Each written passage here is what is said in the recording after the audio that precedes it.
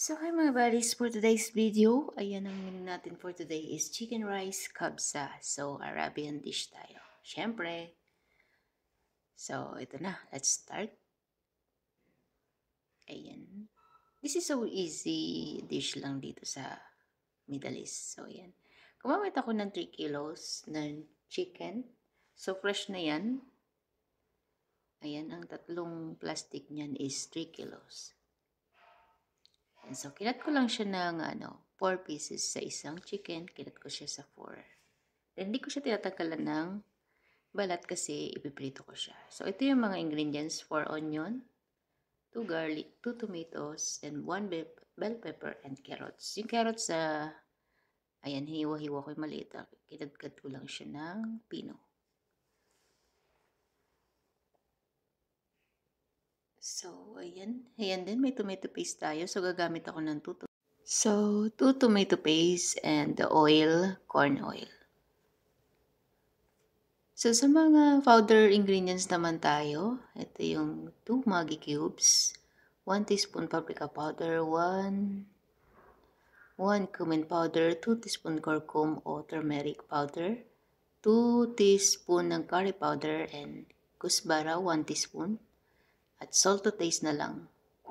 Then, 1 teaspoon ng black pepper at 2 tablespoon ng hot mix. Sa inyong hot mix. So, let's start na sa ating pagigisa. Ayan, so, painitin muna natin yung oil. So, lalagay na natin yung garlic. So, yung garlic, hindi ko na yan binabalatan. Nugasan ko na lang ng mabuti yan. Then, yung onion. So, syempre, unahin natin yung onion and garlic.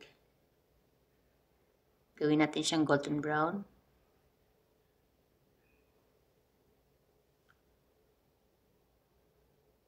Ayan, so 1 onion, kinat ko lang siya ng 4 piece.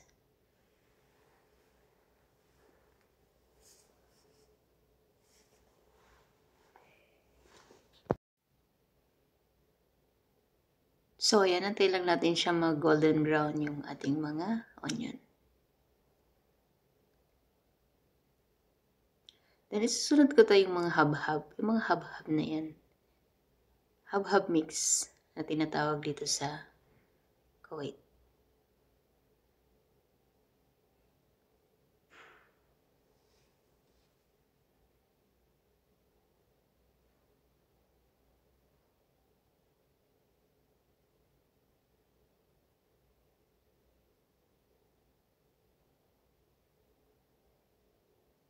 Then, in-next ko na yung ating tomato. Sa tomato naman, kinat ko lang siya ng 4 pieces sa 1. Ayan, ilalagay ko na yan at ihalo na. So, papalabasin lang natin yung juice ng tomato.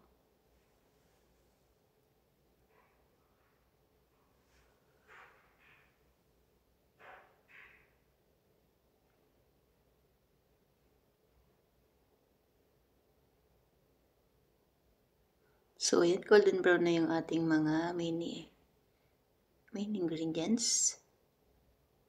So, ilalagay ko na yung ating chicken. So, i-mix ulit para magpantay-pantay yung lasa nito.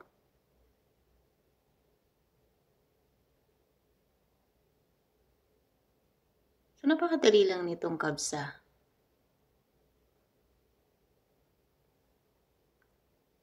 So, as usual, papalabasin natin yung kanyang juice or nagmamantika yung chicken bago natin siya lagyan ng tubig. Mas maganda kasi yung ginigisa muna siyang mabuti. Pinalalabas yung oil ng chicken.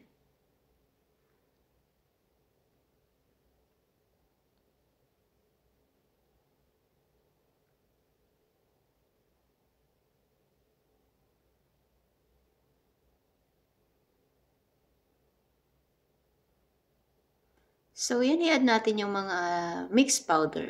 So, halo-halo na yan lahat.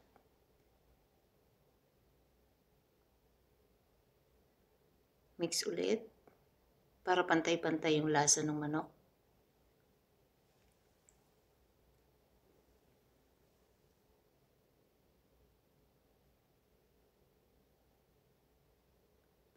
Yan, susunod ko na yung ating tomato paste.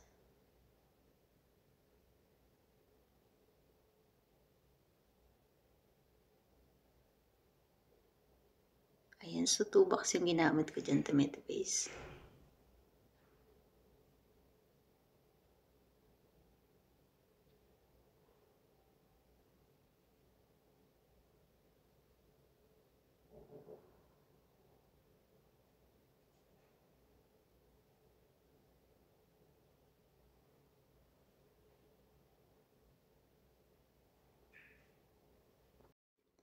Ayan, so na-mix na natin siya sa chicken.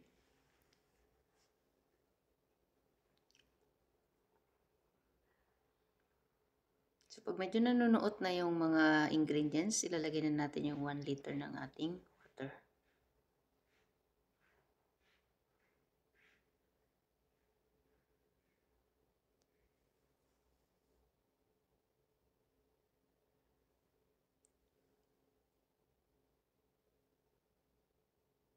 Yan, so pakukuloan lang natin to na at least 30 minutes to 40 minutes hanggang sa maluto yung chicken.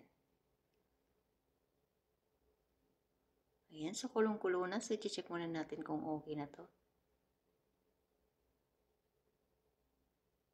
So, dapat maging malambot na malambot yung ating chicken bago natin ahunin.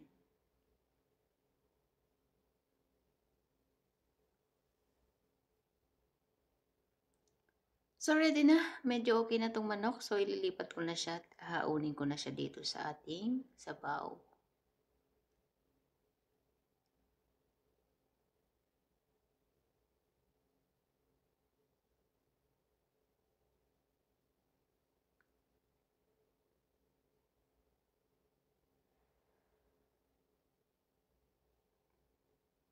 Yan, sobrang lambot na ng manok natin. So, inabot tayo ng 30 minutes dito or 40 minutes. Mas masarap kasi yung talagang malambot na yung manok bago natin haunin.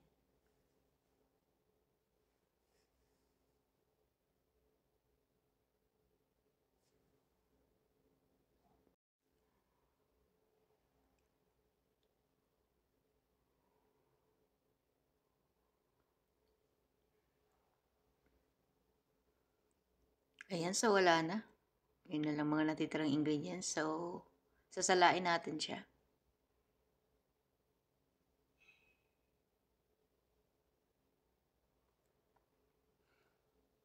Be careful lang sa sobrang init kasi nun. Ayan, so madalas mapaso pero careful lang talaga. That's life. Ayan.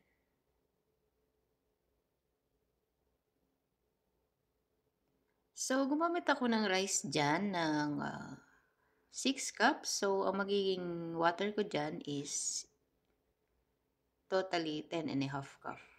So, hindi ko yung tinototal ng 12.5 cup. Kasi, yung kanin yan is magiging malabsay. Or parang maraming tubig. So, kailangan i-balance yung tubig ng ating kapsa. Naka-measurement. So, ilagay ko na yung rice.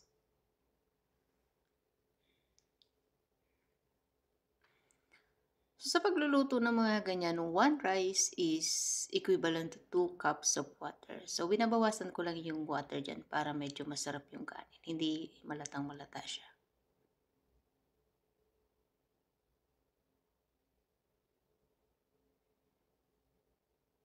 So, ayan. Pakuluin muna natin to.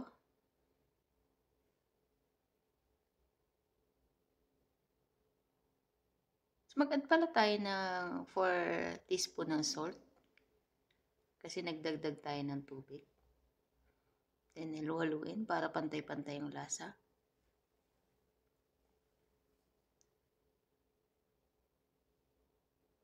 So, ayan. Antayin natin siya. Yan, so okay na. Sa apoy naman ito, mild lang yung apoy niya. Huwag masyadong malakas.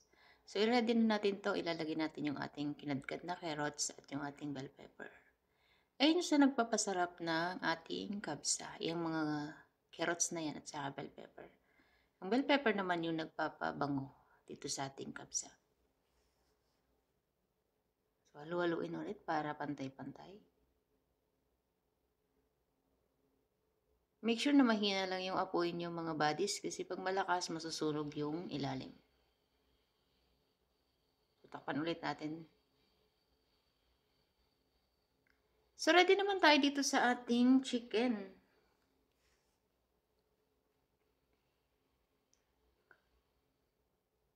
So, pinapry ko yung chicken dyan. Yung chicken is pinahiran ko ng tomato paste, salt, lahat ng ingredients. Ayan. Then yung pinakasabaw ng kabsa natin, iyan ang minimix ko dyan para sa pampunas ng chicken. Para mas malasa siya. So, ipapry lang natin to at least 5 minutes. Pag mag golden brown na, okay na siya. Kasi luto na naman to.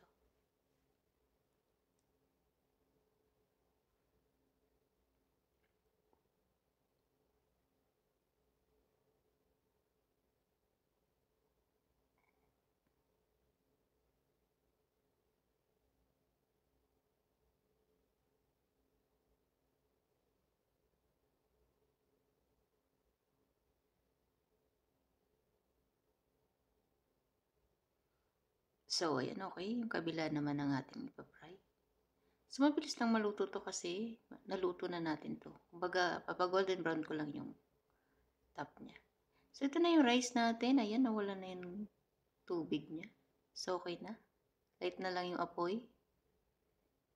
Halu-haluin para magpantay-pantay yung kanyang lasa at color. Kapan. So, it's done. Ready to serve na to. Mabilis lang maluto yung rice natin. 10 minutes. So, ito na yung ating kapsa rice. So, ready to serve na natin to.